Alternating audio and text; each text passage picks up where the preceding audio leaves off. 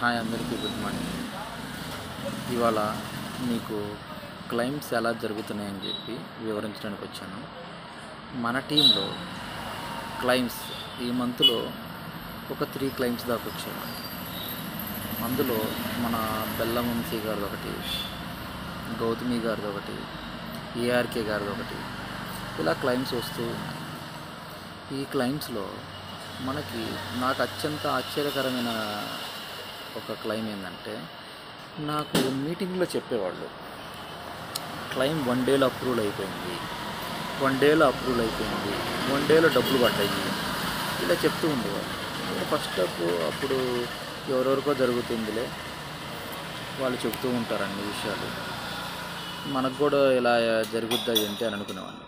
కానీ గౌతమి గారి క్లైమ్లో baby 10 days హాస్పిటల్లో ఉన్నది, దానికి గాను 57,800 రూపాయలు బిల్ అయింది.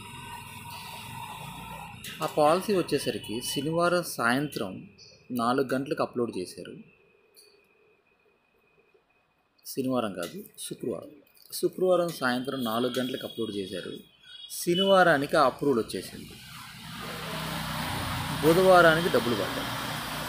ఈ మధ్యలో ఈ 2 రోజులు గ్యాప్ ఎందుకంటే, కొరియర్ ఎప్పుడైతే చేస్తారో ఆ రోజు డబ్బులు పడతాయి. యాక్చువల్గా కొరియర్ చేసిన రోజు నుంచి 2 డేసో 3 డేసో పడతాయి. కానీ ఇక్కడ ఏం జరిగిందంటే, కొరియర్ ఏ రోజైతే చేశారో ఆ రోజు సాయంత్రానికి డబ్బులు పడ్డాయి గౌతమి గారి ఏజెంట్ కస్టమర్కి.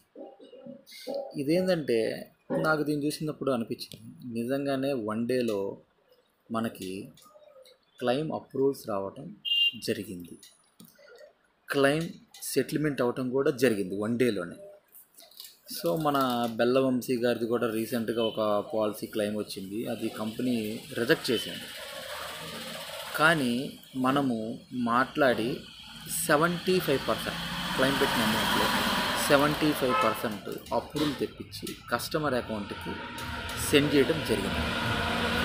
ఇలానే చాలా క్లెయిమ్స్ నేను ఏదో అనుకున్నాను, కానీ ఫాస్ట్గా అవ్వవేమో అనుకున్నా, కానీ ఒకసారి మొదలుపెట్టిన తర్వాత క్లెయిమ్స్ అనేది ఎక్కడ ఆగదు.